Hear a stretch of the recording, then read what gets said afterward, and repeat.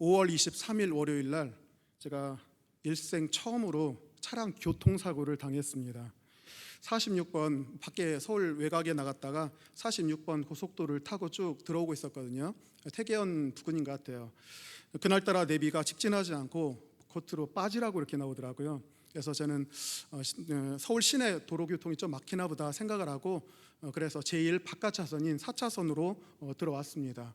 그게 쭉 진행하고 있는데 갑자기 제 작은 모닝 승용차가 도는 게 느껴지더라고요. 갑자기 돌면서 막 하는 거예요. 나중에 알고 봤더니 3차선에서 뒤따라오던 덤프트럭이 제 모닝차를 쳤던 것 같아요. 제 운전석 바로 옆에 있는 중간 부분을 치니까 도로에 수직으로 가던 제 차가 T자형으로 꺾여져 가지고 트럭에 밀려서 한 50m 정도 밀려난 것 같습니다. 경황이 굉장히 없었어요. 아마도 트럭 운전사가 졸음운전을 했거나 아니면 사각지대 때문에 못 보았거나 아니면 끼어들기 차량 거리하고 속도를 좀 차고 했던 것 같습니다. 여하튼 간에 그렇게 몇 바퀴를 쭉 돌다가 멈췄는데 다행히도 뭐 벽에 부딪히거나 아니면 다른 차량과 또 부딪히거나 또 전복되지 않아서 하나님의 큰 은혜라고 생각을 합니다. 새로운 삶을 사는 것 같더라고요. 근데 이 막상 사실 사고를 당하니까 당황스럽더라고요. 제가 중앙교회 행정목사 할 적에 여기서 차량 사고가 많이 일어났기 때문에 차량 사고 매뉴얼까지 만들었습니다. 그래서 차량 사고가 일어나면 이렇게 처리하십시오라고 했는데 막상 당하고 나니까 손발이 막 떨려가지고 아무 생각이 안 나더라고요. 이거 뭐 어떻게 해야 될지. 그러다가 나중에 조금 진정이 되니까 경찰서 부르고 그다음에 보험회사 관계자를 이렇게 불렀습니다. 그런데 나중에 보니까 차량 사고가 났는데 1분 만에 도착한 사람들이 있더라고요. 저는 그게 가해 차량 운전자인 줄 알았어요. 근데 알고 봤더니 레카 운전자였더라고요. 그리고 렌트 회사 그 직원 2명이 와가지고 1분 만에 그래서 괜찮냐고 하면서 굉장히 친절하게 대우하시더라고요. 근데 나중에 봤더니 그런 목적이었습니다. 여하튼 간에 저는 깜짝 놀래가지고 갔는데요. 일단은 제가 만든 그 사고 대처 매뉴얼에는 일단 딱 내린 다음에 다친 데 어떠십니까? 괜찮으십니까? 이렇게 물어보도록 돼 있고요. 그 다음에 차량 안전하게 이동시키고 원활하게 조치를 한다 뭐 이렇게 돼 있었어요. 저는 그거를 하고 싶었거든요. 그런데 갑자기 사고 파악을 하는 과정에서 마음이 확 상하더라고요. 분명히 저는 3차선에서 4차선 옮긴 다음에 빠질 생각이었거든요. 근데 분명히 그 3차선에서 오던 차가 저를 박았는데도 불구하고 그 트럭 운전사가 하는 말이 제가 끼어들었대요. 제가 갑자기 안쪽으로 끼어드는 바람에 이런 사고가 났고 그다음에 자기에겐 블랙박스도 없대요. 그래서 자기가 피해자이기 때문에 보험회사를 부를 필요가 없다라고 하면서 이렇게 배짱을 튕기더라고요. 굉장히 황당했습니다. 사실은 재산상의 손괴가 있었죠. 그 일정이 다 꼬였는데 얼마나 손해가 있겠습니까? 그래서 적어도 그 사람이 미안하다고 하면서 나올 줄 알았어요. 다른 데는 이제 다친 데 없었기 때문에. 근데 갑자기 그런 식으로 나오니까 억울하다는 생각이 확 들더라고요. 그래서 교통사고에서 가해자와 피해자가 바뀔 수가 있겠구나 하는 생각이 그때 처음 들었습니다. 다행히도 제 핸드폰에 있는 저기 내비게이션에는 블랙박스 기능까지 있습니다. 녹화 기능이 있어가지고요. 경찰하고 보험 관계사 사람들한테 이렇게 보여줬어요. 보여주니까 그 다음부터는 아무 소리 하지 못하더라고요. 그래서 얼마나 제가 그때 조금 충격받고 이게 바로 한국 사회구나 하는 사실을 깨닫게 되었습니다. 불신사회. 만약에 내가 블랙박스를 녹화하지 않고 갔다면 어떻게 되었을까? 완전히 가해자가 피해자 되고요. 피해자가 가해자 되는 것은 순식간에 일어날 수가 있겠다라는 생각을 그때 처음 하게 되었어요. 그런 거짓과 위선 그것을 경험한 순간 제 마음속에는요. 내가 요번에 가면은 인공위성에서 쓰는 블랙박스를 사다 설치하리라. 뭐 4채널짜리 해가지고 전후좌우 다 비출 수 있는 거를 설치해보리라. 뭐 이런 생각까지 들 정도였습니다. 인공위성에서 그런 블랙박스 쓰는지는 모르겠지만 여하튼 간에 최고급으로 저우좌우 다 비출 수 있게 해내리라 그런 마음이 들 정도였으니까 얼마나 그때 제가 느꼈던 그 당혹감 그리고 또 억울하다는 생각이 있었겠습니까? 근데 사실은 그분을 가만히 보니까요 특별히 악해 보이진 않더라고요. 그 덤프트럭 운전기사가 평범해요. 옆집 아저씨 같은 그런 선한 얼굴이었습니다. 그럼에도 불구하고 이렇게 거짓과 위선으로 덮어 씌우려고 하는 모습을 제가 그때 확인해 보게 되었습니다. 이 모습을 보게 되면서 악이라는 거, 거짓과 호의라는 것이 굉장히 일상화되어 있구나 하는 것을 깨달았습니다. 우리는 거짓, 악인 이렇게 하면요 뭐 머리에 뿔나고 무시무시하게 생기고 이런 모습을 생각하고 있지만 그게 아니에요. 그냥 가장 평범하고 그렇게 보이는 모습 속에서도 얼마든지 악과 거짓, 허위들은 있을 수 있다는 사실을 그때 처음 발견해 보게 되었습니다. 그날 이상하게 내비게이션 아가씨 말을 듣고 따라가다가 큰 사고를 당했는데요. 이제 아무리 목소리가 나긋나긋하더라도 좀 가려서 들어야 되겠다, 그때 처음 생각을 해보게 되었습니다. 자, 오늘은요 6월 달이긴 하지만 5월 달을 마지막 주간입니다. 그래서 교제의 길에 대해서 하고요. 교제의 길 두 가지가 있다고 했죠. 하나님과의 관계에서의 수직적인 교제의 길이 있고요, 이웃과 성도들과는 수평적 교제가 있습니다. 수직적 관계에서 제일 중요한 요소가 뭔가? 바로 예수 그리스도의 보혈입니다. 그것이 없다면 수직적인 교제 절대로 이루어질 수가 없습니다. 수평적인 교제에 있어서 가장 핵심적인 것이 무엇이라고 생각하십니까? 성도를 향해서, 이웃을 향해서, 그것은 바로 사랑과 섬김이라고 할 수가 있습니다. 그런데 사실 저는 여기다가 한 가지가 더 있다라고 생각을 합니다. 그게 뭐냐면, 제가 사실은 행정 목사를 하면서 이 모든 것들을 다 정리를 했었거든요. 아이고 괜찮으십니까 하면서 여러 가지 안전 조치를 하고 한다라고 했는데, 막상 그분이 거짓으로 딱 나오는 순간 그 마음이 다 막혀버리더라고요. 그러면서 결국은 이게 진리 싸움으로 나갈 수밖에 없다는 사실을 생각해 보게 되었습니다. 교제의 길, 이것이 원활하게 되기 위해서는 일단은 거짓 없는 진실, 정직함, 신실함, 이것이 먼저 전제가 되지 않으면 안 된다는 생각을 하게 되었습니다. 거짓과 허위로 불신하는 가운데는 진정한 교제가 있을 수가 없기 때문에 그렇습니다. 진실함, 정직함. 근데 가만히 생각해 보면 이건 누구나 마찬가지죠. 하나님을 향해서도 마찬가지입니다. 여러분이 진실하지 못하다면 하나님과의 교제가 끊어집니다. 그래서 하나님께서는요, 진실할 때까지 꾹 손으로 눌러가지고 여름가물에 마름같이 될 정도로 쭉 누르신다고 하죠. 그래서 참된 회개가 나오기도 합니다. 옆에 있는 성도들, 자연, 그리고 이웃을 향해서도 마찬가지입니다. 진실이 없다면 안 된다는 얘기죠. 오늘 시편 12편을 읽었습니다. 이 시편 12편은요, 다윗이 살고 있던 고대 세계, 특히 선민 이스라엘 중에서도 거짓과 허위가 만연한 그 사회상을 우리에게 보여주고 있다고 할 수가 있습니다. 윤리적으로 심각하게 부패하고 타락한 상황입니다. 이런 상황에서는요, 선한 교제란 거 있을 수가 없는 것입니다. 근데 가만히 보니까 이런 시편 12편의 모습이 비단 고대 이스라엘에서만 있었던 것이 아니라 지금 우리가 살아가고 있는 한국 사회에서도 역시 적용되고 있는 그런 부분이라 할 수 있죠. 얼마나 거짓이 많습니까? 허위가 많습니까? 정직이 사라진 지가 오래되었습니까? 저는 사실 독일과 일본의 자동차 기업이 연비를 속일 줄 몰랐어요. 정직하다고 알려져 있는 국민성 아니겠습니까? 그런데 거짓말을 하더라고요. 옥시가 또 거짓말을 해서 안전하다, 그래서 200명 넘는 사람이 죽임을 당했습니다. 가장 지적으로 최고의 위치에 있는 서울대와 호서대 교수가 그 옥시의 돈을 받고 거짓으로 보고서를 써주었습니다. 유력 경제인을 변호하는 변호사가 수백억대 그런 뒷돈을 받고 부정한 일을 저지르려 했습니다. 각종 묻지마 범죄와 살인, 그래서 화장실이나 등산 가는 것도 두려워져요. 얼마나 믿지 못하는 불신 사회가 됐는지 모릅니다. 전화 벨만 울리면 가슴이 철렁합니다. 이거 혹시 보이스피싱 아닐까 봐. 그래서 정당하게 온 것임에도 불구하고 일단 화를 내거나 그냥 끊거나 하는 것이 현대 한국 사회의 모습이라고 할 수가 있습니다. 몇 가지 예를 쭉 들었는데요, 이 모습을 통해 보건대 한국 사회 불신 사회입니다. 절대로 남을 믿어서는 안 되는 사회가 된 것입니다. 예전에는 불신 지옥이라고 했죠. 지금은 불신 생존입니다. 남을 믿었다 틀림없이 죽습니다. 그래서 믿지 말고 자기 나름대로 방법으로 해야만 생명을 유지할 수 있는 그런 세상이 되었다는 얘기죠. 예전에는 눈 감으면 코 베어간다고 했는데 지금 눈 떠도 코를 베어가는 그런 거짓과 허위 세상이 되어가고 말았습니다. 저는 그래서 마지막으로 교제의 길 중에 교제를 증진시키기 위해서는 정직과 성실, 이것들을 높여야 된다라고 주장하고 싶지만 사실은 정직과 성실이 소멸되어 가고 있습니다. 그래서 남아있는 극소수의 사람들이 이거를 방어하기조차 힘들어지는 상황 가운데 있습니다. 시편 11편 3절에 보니까 터가 무너지면 의인이 무엇을 하랴라고 한탄하는 내용이 나옵니다. 터가 무너지면 의인이 무엇을 할까? 이 터라는 개념은 사회 전체적인 도덕적, 윤리적 질서를 얘기합니다. 그런데 그 터가 무너지게 된다면 의인이 무슨 일을 할 수가 있겠습니까? 아무 일도 할 수 없습니다라고 하는 그런 자괴감이 시편 11편에도 들어있다는 얘기죠. 그래서 오늘날은 정직한 사람, 신실한 사람, 또 견실한 사람이 사라지고 있는 그런 시대입니다. 그런데 그 모습이 시편 12편에서도 고스란히 등장하고 있다는 얘기죠. 우리는 엘리야가 로뎀나무 안에서 한탄했다는 내용을 알고 있습니다.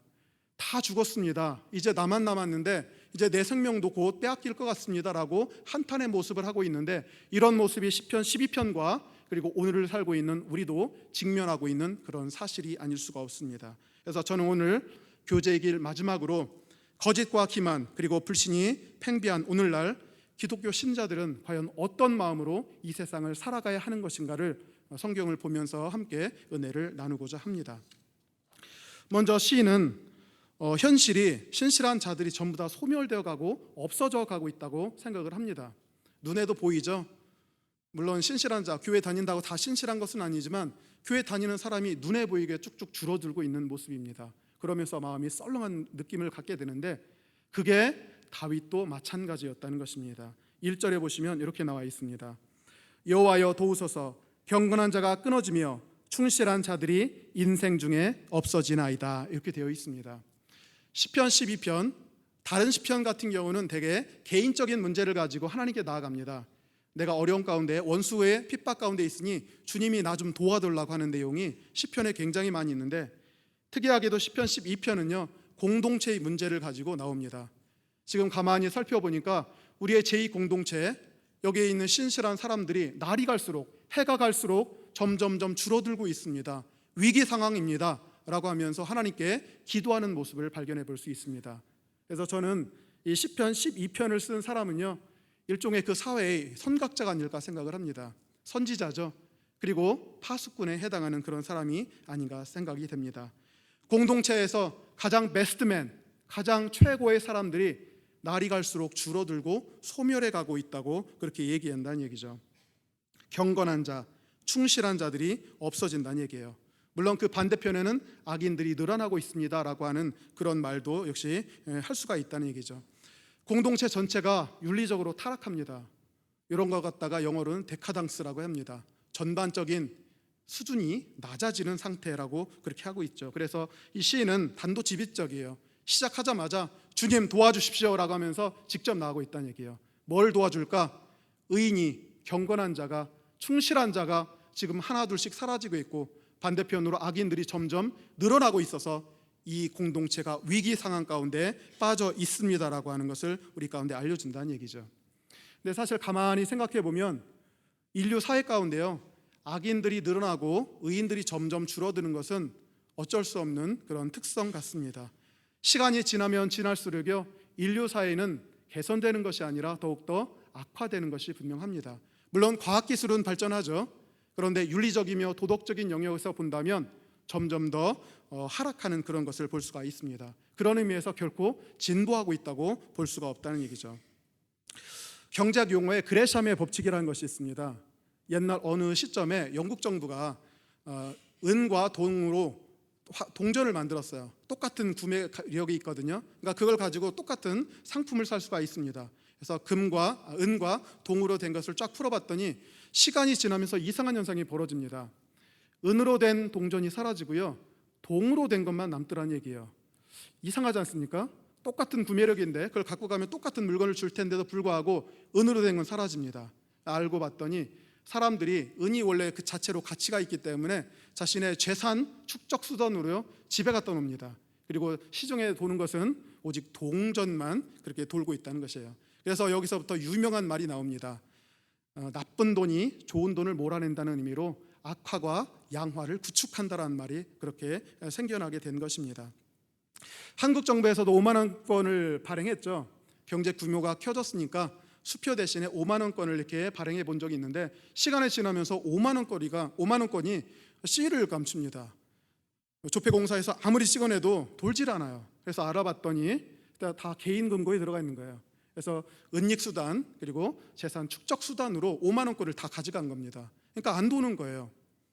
물론 이게 동일한 논리로 적용할 수 있을지는 모르겠지만 사회도 동일합니다. 아담과 하와 타락 이후에 사회를 가만히 보게 된다면 악한 것들은 점점 늘어나고요 선한 자들, 여기 보이는 데서 경건한 자, 그 다음에 충실한 자들은 하나 둘씩 사라지고 있다는 것이 맞는 말 같습니다. 또 우리는 본질적으로 아벨의 자손이 아니죠. 가인의 자손들입니다. 아벨은 죽었기 때문에 없어졌어요. 자손 번식할 기회도 없습니다. 그러나 살인자 가인은 남아서 생육을 합니다. 따라서 지금 이 땅을 살고 있다면 대부분은 아벨의 자손이 아니라 가인의 자손일 확률이 더 높다는 얘기죠. 그러면 인류 사회가 시간이 갈수록 점점 더 악화된다는 것은 불문가지가 아니겠습니까? 다만 하나님께서 특정한 사람들을 택정하심으로 말미암아 그들을 부패하지 않게 붙들어 주시기 때문에 종말을 맞지는 않는 것 같습니다. 여하튼 간에 이런 상황 가운데 다윗은 시인은요 굉장히 큰 위기를 느끼고 있다고 할 수가 있는 것입니다. 사회 공동체에서 의인이 사라지고 악인들만 자꾸 날뛴다. 이것이 무엇을 의미하냐면요, 소돔과 고모라를 연상시키기 때문에 그렇습니다. 한 사회가 유지되는 건요 사람이 많다고 유지되는 게 아닙니다. 그 사회에 하나님이 인정하시는 의로운 자가 있어야 된다는 얘기죠. 그래서 소돔 같은 경우는 의인 10명이 없었습니다. 그 순간 소돔은 전부 다 멸망할 수밖에 없죠. 제가 최근에 읽었던 고대의 관련 글을 보니까 그 당시에 고대 도시국가의 평균 인원이 1만 명 정도 된다고 하더라고요. 우룩 이렇게 소돔 고모라 도시국가들인데 인구가 10,000명 정도 된다고 합니다. 그러면 10명이면요 0.1%예요.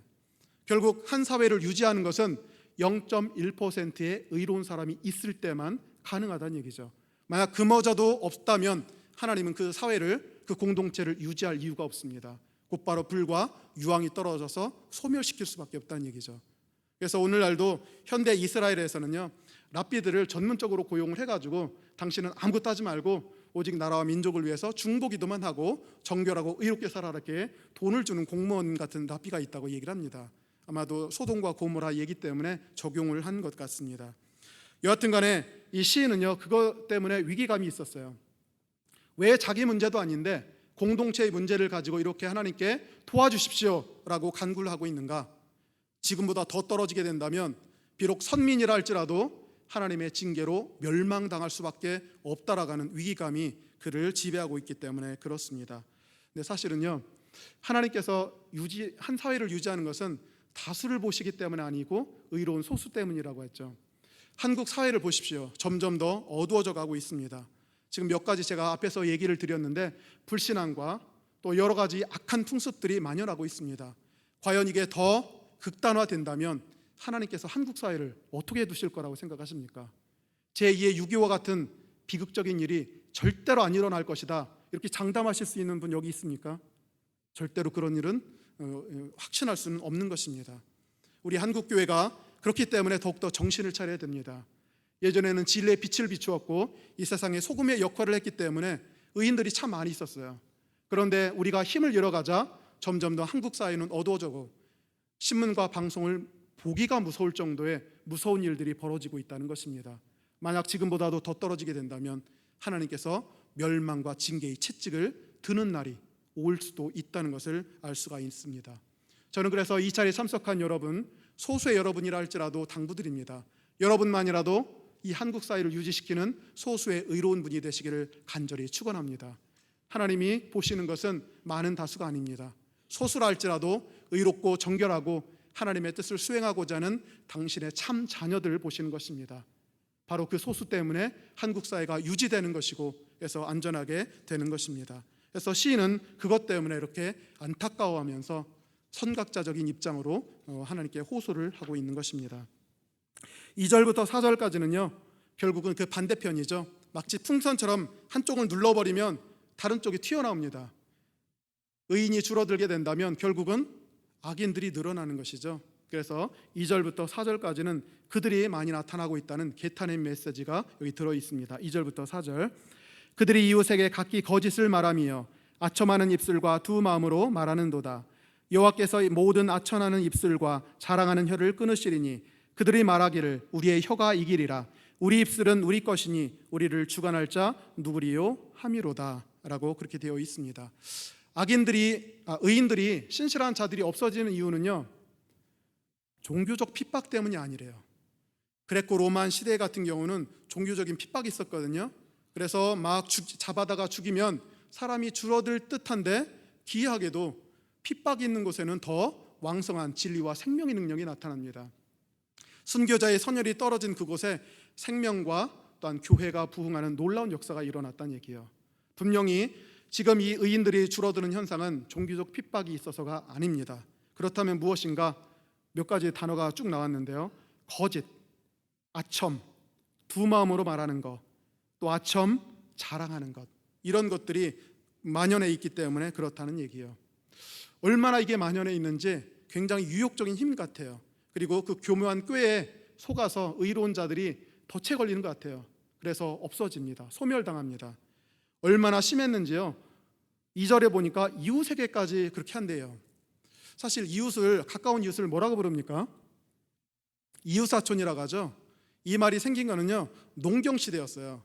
혈연 중심의 농경사회에서 핏줄이 굉장히 중요한 사회였거든요. 그런데도 불구하고 핏줄이 아무리 중요하다 할지라도 내 바로 옆에 살고 있는 이웃이야말로 가장 가깝고 친근하고 정직해야 될 그런 상황이었다는 얘기죠. 그런데 지금 보니까 그런 이웃에게까지 거짓을 수행하고 있다는 것을 알 수가 있습니다.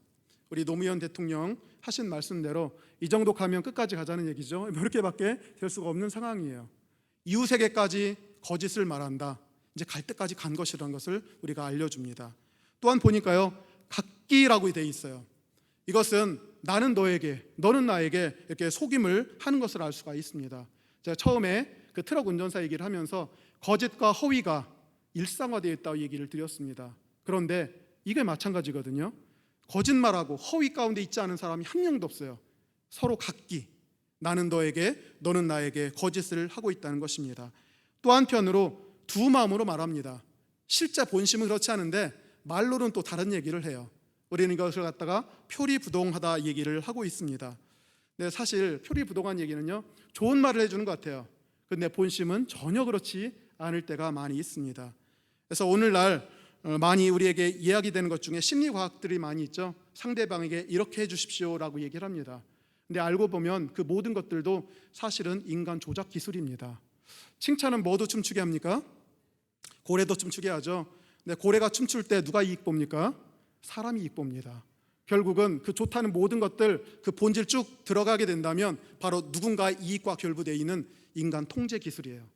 따라서 두 마음으로 말하는 것입니다. 아무리 겉으로는 그럴듯하고 칭찬과 위로를 하는 듯 보여도 그 본질은 다른 마음이라는 것입니다.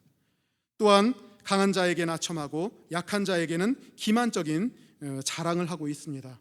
그래서 여기서도 가짜, 저기서도 가짜, 모든 것이 짜가가 판치는 그런 세상이 다가오고 있다는 얘기죠. 사실 이게 어떤 분은 또 그럴 수가 있어요.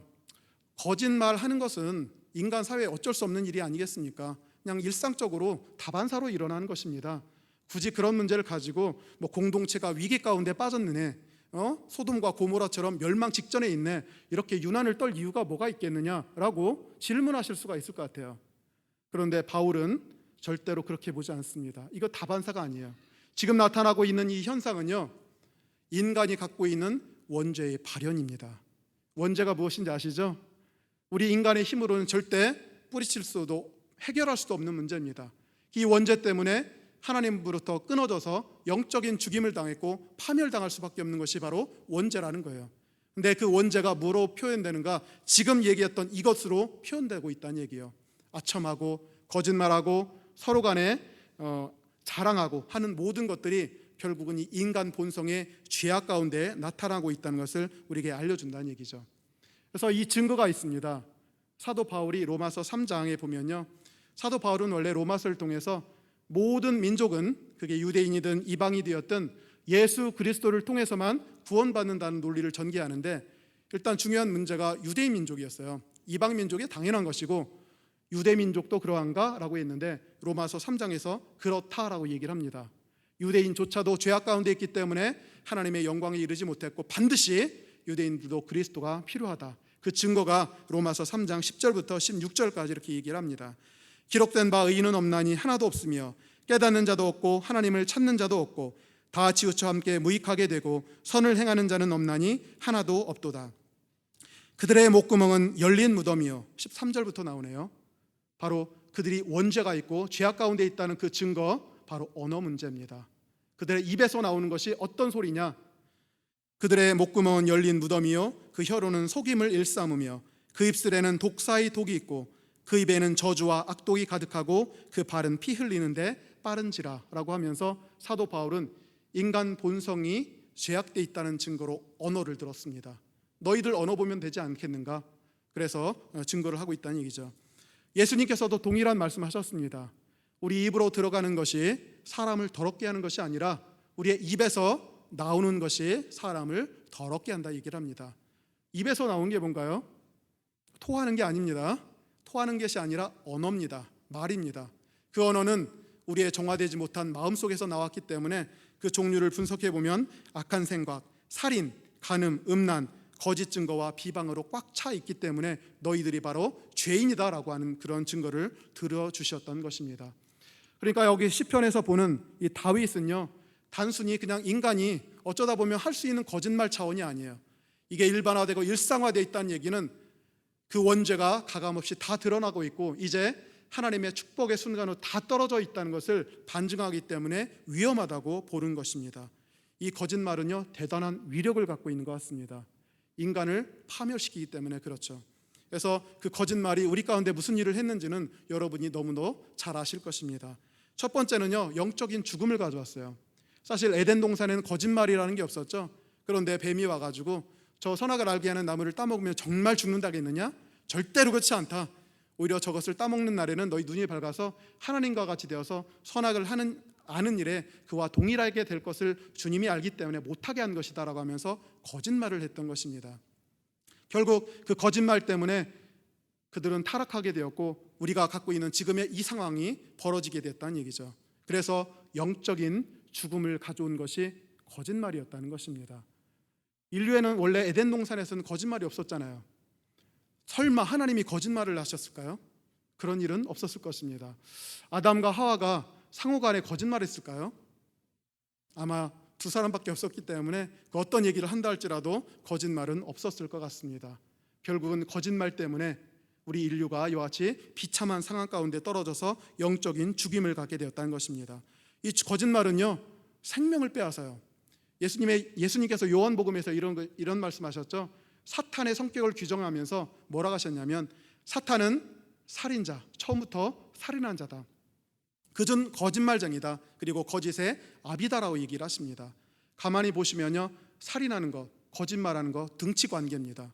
거짓말, 사탄이 하는 거짓말은요, 그냥 거짓말, 장난으로 끝나는 것이 아니라 누군가의 생명을 반드시 빼앗는 무서운 것이라는 것을 알 수가 있다는 얘기죠.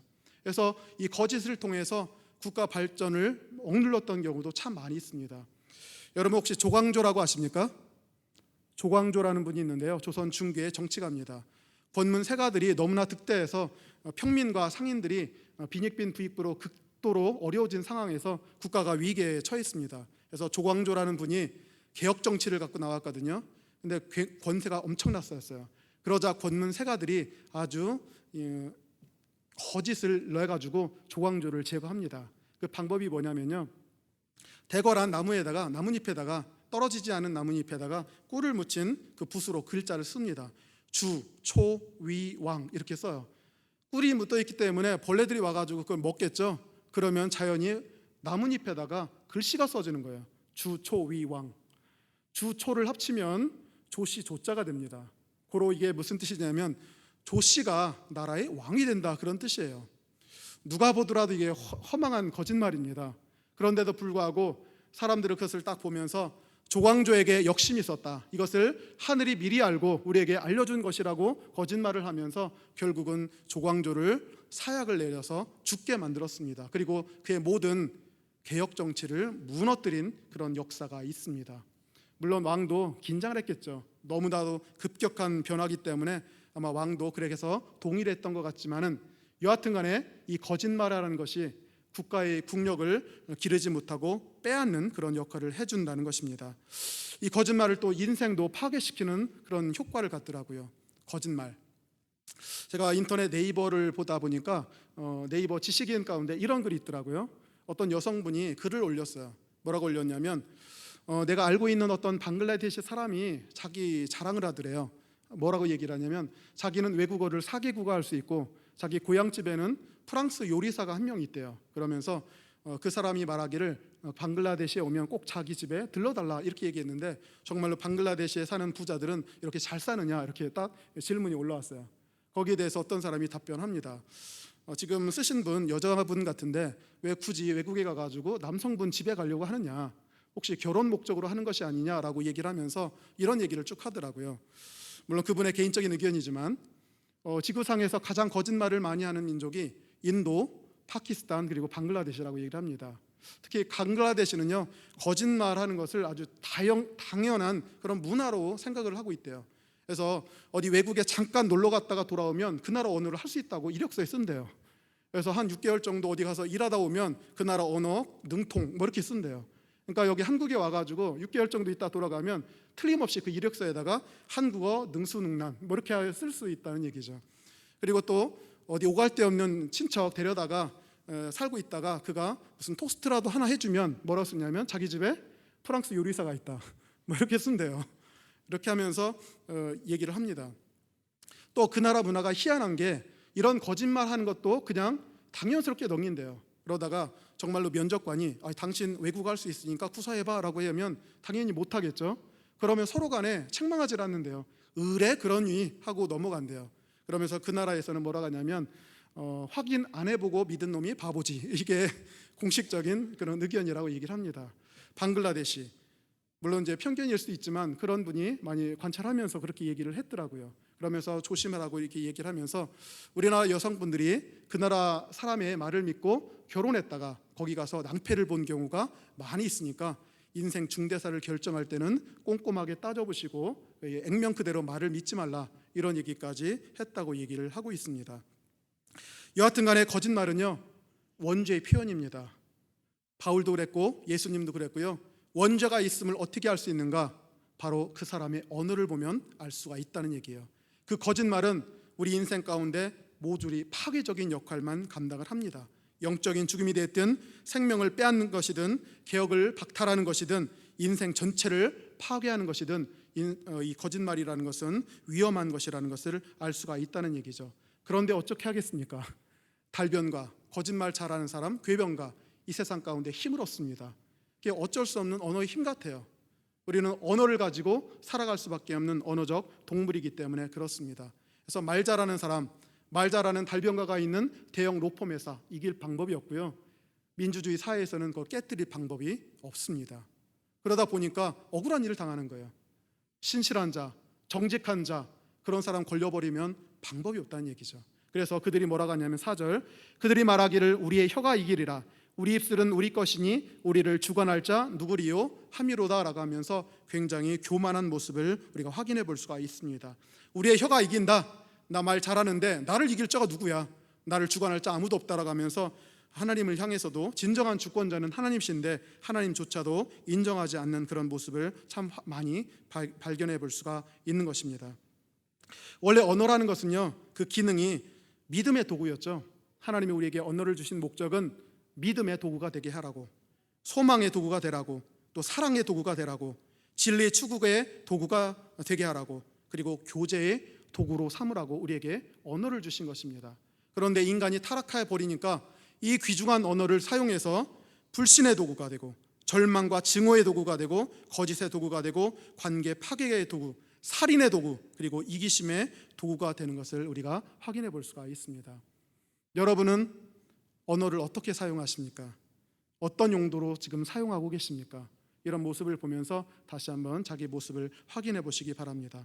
여하튼간 다윗은 이와 같이 현실 사회를 개탄하면서 위기 가운데 있고, 악인들, 거짓말하는 자들, 달변가들이 이 세상을 지배하면서 혼란스럽게 해서 신실한 자들을 어렵게 하고 소멸시키고 있다고 개탄을 하고 있는 것입니다. 그런데요, 사실 아무런 방법이 없어요. 혹시 여러분 거짓에 걸려서 어려움당하고 계신 분이 있습니까? 정말로 어떻게 해볼 방법이 없는 경우도 있어요. 그럴 때 우리는 이 다윗처럼 하나님께 호소할 수밖에 없어요. 말로는 당할 재간이 없으므로 우리는 다윗처럼 하나님께 나와서 기도해야 됩니다. 그러면 하나님께서 구원해 주시겠다는 약속을 주시는 것이죠. 그게 바로 5절의 말씀입니다. 여호와의 말씀에 가련한 자들의 눌림과 궁핍한 자들의 탄식으로 말미암아 내가 이제 일어나 그를 그가 원하는 안전한 지대에 두리라 하시도다라고 이렇게 되어 있습니다. 삶의 자리라는 용어가 있는데, 삶의 자리라는 것은요, 그 문학이 생겨난 곳을 얘기하는 거예요. 많은 학자들이 시편 전체는 예루살렘 성전에서 삶의 자리를 찾아야 된다 얘기를 합니다. 예배드리는 자세. 그래서 여러분이 시편을 읽다가 이해가 안 되는 구절이 나오면요, 예루살렘 성전을 생각하시면 돼요. 지금 다윗이 마음이 답답해서 성전에 올라가서 제사를 드렸습니다. 자신의 모든 것들을 호소했거든요. 그때 5절이 떨어졌다 하는 것은 하나님의 구원 신탁이라는 것입니다. 제사장이나 예언자들이 그의 제사를 받고 난 뒤에 하나님의 메시지를 받아서 전달해 준 것을 우리 가운데 알려준다는 얘기죠. 그런데 참 부러운 점이 많아요. 오늘날 우리가 문제 있다고 해서 예배 드릴 때 하나님의 말씀이 들리는 경우가 그렇게 많지는 않은 것 같습니다. 듣는 분도 있긴 하겠지만 예배 드려도 말씀을 잘 안 들려요. 그럼에도 불구하고 시편에서 이렇게 얘기해 주는 이유는, 비록 너희들이 듣든 못 듣든 너희들이 그 문제를 가지고 나에게 다가오게 된다면 내가 시편에 있는 그 표현대로 너희들을 구원하는 말씀을 주리라라고 하는 약속이 여기에 배어 있기 때문에 그렇습니다. 그래서 이 신탁을 받는다는 것은 하나님께서 늘 우리를 지켜보시고 우리가 어디 있든지 어떤 위험에 빠지든지 반드시 건져내 주시리라는 것을 약속해 주시는 그 약속의 말씀이라고 할 수가 있다는 얘기죠. 그래서 하나님께서 분명히 우리 가운데도 혹시 거짓과 괴계로 어려움 갖고 있는 분이 있다면, 그래서 이 자리에서 기도하고 계신다면 비록 들리지는 않는다 할지라도 시편 5절에 이 5절의 말씀대로 구원의 메시지를 분명히 주실 줄 믿습니다. 하나님의 말씀에 가난한 자들의 눌림과 궁핍한 자들의 탄식으로 말미암아 내가 이제 일어나서 그들이 원하는 안전한 지대에 두게 될 것이다 라고 말씀해 주신다는 얘기예요. 가난한 자들, 사실은 구약 성경은 우리가 하나님을 잘 경외하게 된다면 복을 주시는 것이 기본 전제입니다. 하나님을 신명기에 나와 있듯이 잘 섬기면 축복을 받을 것이고 그렇지 않으면 가난과 저주와 질병 가운데 빠질 것이라 얘기를 합니다. 그런데 후기 유대교로 가게 되면서 이게 좀 바뀌게 돼요. 후기 유대교는 그레코 로만 사회인데 그 시대에서 가만히 관찰해 보니까 경건하고 의로운 사람들이 복을 받는 것이 아니라 오히려 어렵고 가난하게 사는 모습을 많이 발견합니다. 악인들이 오히려 더 시냇가에 심은 나무처럼 흥성하는 모습을 많이 보게 돼요.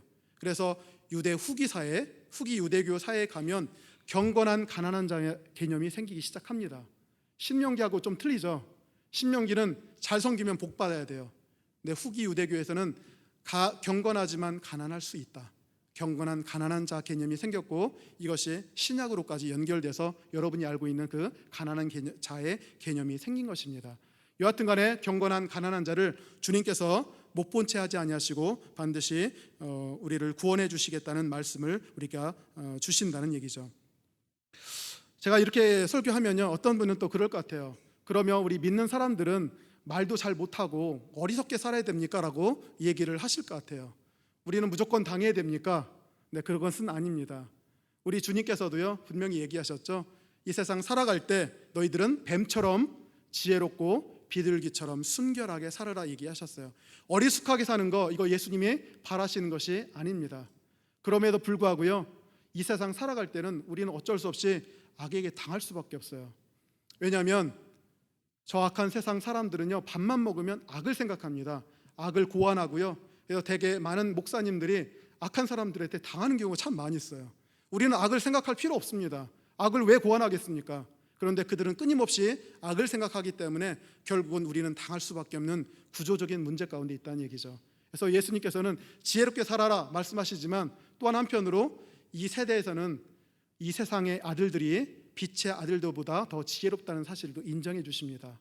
어떻게 하겠어요? 우리는 어쩔 수 없이 어려움 가운데 있지만 그럼에도 불구하고 우리가 기도하고 신실하게 나가게 된다면 5절의 말씀처럼 주님은 분명히 그 보좌에서 일어나셔서 우리를 구원해 주시고 안전한 지대로 건져내 주실 것입니다.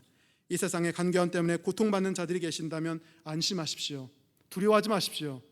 더욱더 담대히 주님을 붙잡고 그 좁은 길로 나아가십시오.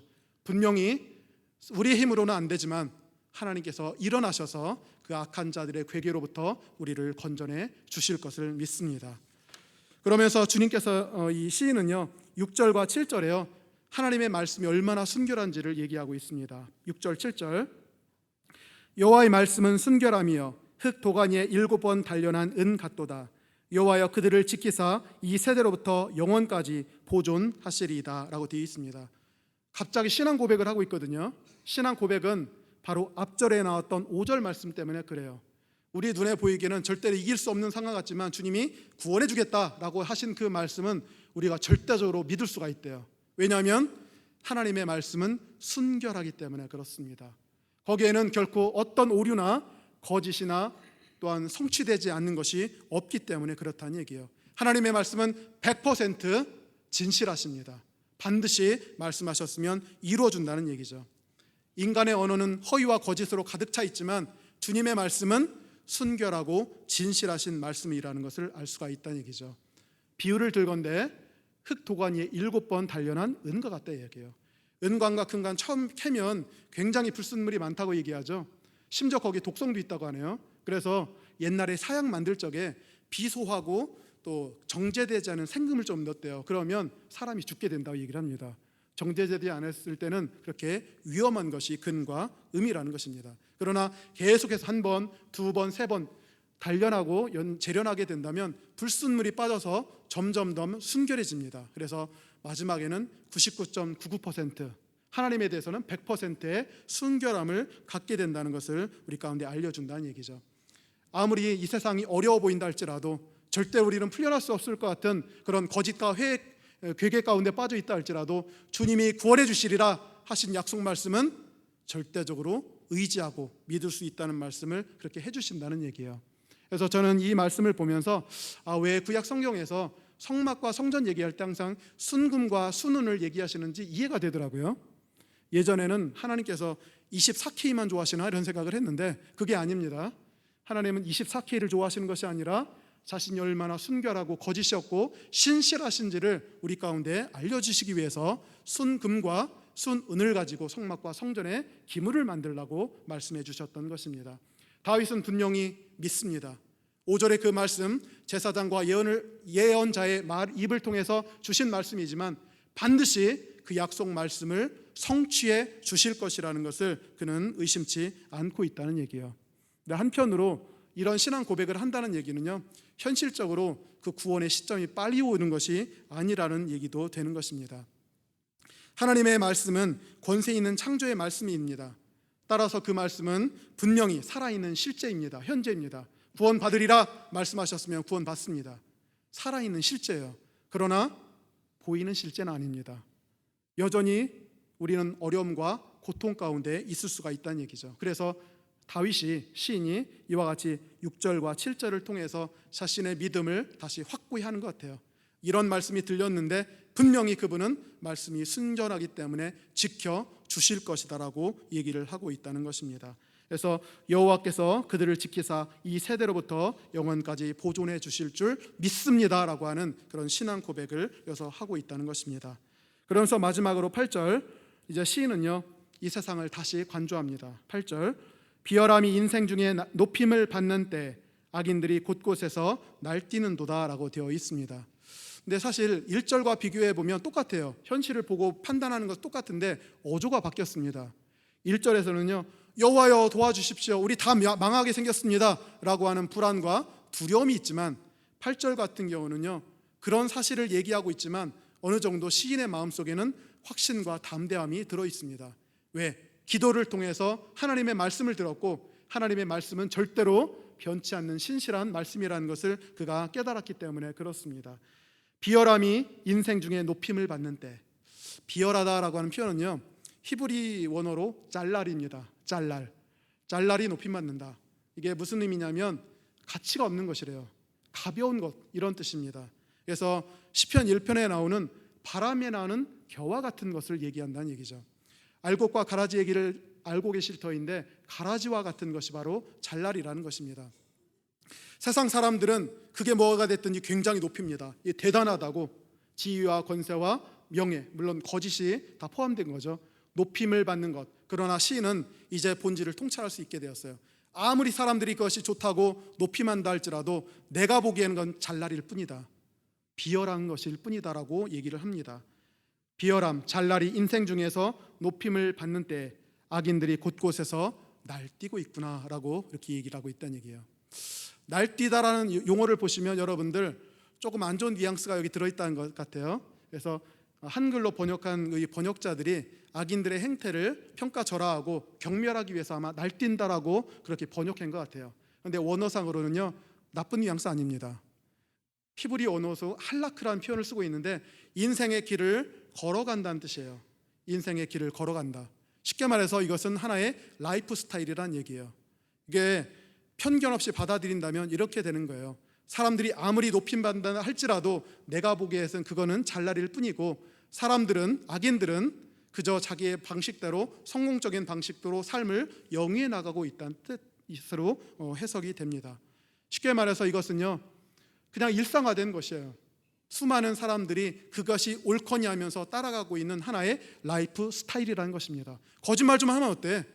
거짓말을 하면 좀 빨리 갈 수 있잖아. 이게 뭐가 대수야? 다른 사람 다 그런데. 이게 바로 하나의 라이프 스타일처럼 살아가고 있다는 것이에요. 따라서 원어를 조금 강조해서 얘기하다 보다면 이것이야말로 정말로 우리 신앙인들에게 유혹적인 힘이 될 수가 있겠다는 얘기예요. 다른 사람 다 그렇게 살아가는데, 특별한 문제가 아니라 하나의 삶의 방식인데 거짓말 조금 한다고 해서 뭐가 문제가 되느냐라고 그렇게 나올 수가 있다는 것입니다. 그러나 시인은 분명히 이 모든 것들을 통찰했고, 그래서 이것은 잘날, 무가치한 것일 뿐이고, 또한 많은 사람들이 그것이 일상화된 삶의 방식이라 할지라도 나는 결단코 그 길을 따라가지 않겠다라는 그런 확고한 그런 것이 들어 있습니다. 눈 한 개가 정상인 사회에서 눈 두 개 있는 사람 비정상이죠. 마찬가지로 수많은 사람들 거짓과 허위로 살아갑니다. 의례 그렇게 살아가고 있습니다. 거기에 신실한 자들, 충실한 자들은요 정말로 이상한 사람들이에요. 네가 무슨 통뼈나 된다고 그렇게 살아가느냐, 맞춰서 살아가라. 이것이 바로 이 본문이 우리에게 알려주는 뉘앙스라는 것입니다. 얼마나 유혹적인 힘이 큰지. 그러나 시는 결코 그렇게 살지 않겠노라 분명히 얘기하고 있는 것입니다. 독야 청천하리라, 그런 것을 알 수가 있습니다. 여러분, 과연 세상 문화와 주류에 거슬러 살아갈 그런 용기와 결단이 있으십니까? 세상 흔들리고 사람들은 주를 떠날 때 여러분은 주만 섬기고 진리의 길을 걸어가시겠습니까? 손쉬운 넓은 길을 갈 때, 많은 사람들 손쉬운 넓은 길을 갈 때 여러분은 과연 좁고 협착한 길로 가시겠습니까? 이런 질문을 던져보면서 이 시인은 분명히 그 길을 걸어가겠노라, 내 진실함을 잃지 않겠노라 분명히 우리에게 알려주고 있는 것입니다. 오늘 마지막 시간이었고요, 교제의 길 마지막 시간이었습니다. 다양한 메시지를 지난 한 달간 들으셨을 텐데, 저는 개인적으로 경험한 바에 따라서 이 교제가 끊어지는 가장 치명적인 것이 바로 정직이 없고 거짓과 가식과 허위가 충만할 때 이 교제도 이루어질 수 없다는 것을 발견하게 되었습니다. 뜻밖에도 시편 12편을 통해서 다윗 때도 역시 거짓이 만연해서 수많은 사람들 유혹받았고 없어지고 있는 그런 위기 상황을 우리가 확인해 보게 되었다는 것입니다. 그러나 시인은 단호하게 나아가고 있습니다. 비록 내가 외톨이가 되고 왕따가 된다 할지라도 이 길이 옳다면 나는 이 정직함의 길을, 신실함의 길을 굳건히 걸어가리라고 분명히 얘기하고 있다는 것입니다. 기독교인은 거룩함의 길을 걸어가야 되겠죠. 그 거룩함은 다름이 아닙니다. 정직입니다. 성실입니다. 신실함입니다. 이것이 없는 기독교인은 거룩함의 길에서 멀리 떠나 있는 것입니다. 그러나 우리 주변은 거룩함의 길을 걷지 못하도록 하고 있는 힘이 너무나도 강력합니다. 그래서 오늘 이 시편을 통해서 이 자리에 참석한 모든 분들, 거룩함, 특별히 정직하고 신실하고 또한 하나님 앞에 진실한 그런 삶을 살아가고자 결단하시는 여러분이 되기를 간절히 축원합니다. 세상이 어떻게 돌아간다 할지라도 나는 오직 이 길을 따라서 거룩함의 길을 걸어가리라, 이렇게 확신하고 결단하시는 여러분이 되기를 간절히 축원을 합니다. 우리 이러한 기도 제목으로 기도해 보도록 하겠습니다. 기독교인이 갖춰야 될 거룩함으로서 정직하고 신실한 자세, 이 자리에 참석한 모든 분들 갖게 해 주시옵소서. 세상이 거짓과 위선으로 가득 차도 또한 그 길로 유혹받지 않고 진리의 좁은 길을 걸을 그런 결단 있게 하여 주시옵소서. 세상의 거짓으로 어려움을 당한다 할지라도 하나님의 신실하신 구원을 의심치 말고 인내함으로 이 좁은 길을 걸어가게 해달라고 우리 주여 한번 부르시고 기도하도록 하겠습니다. 주여!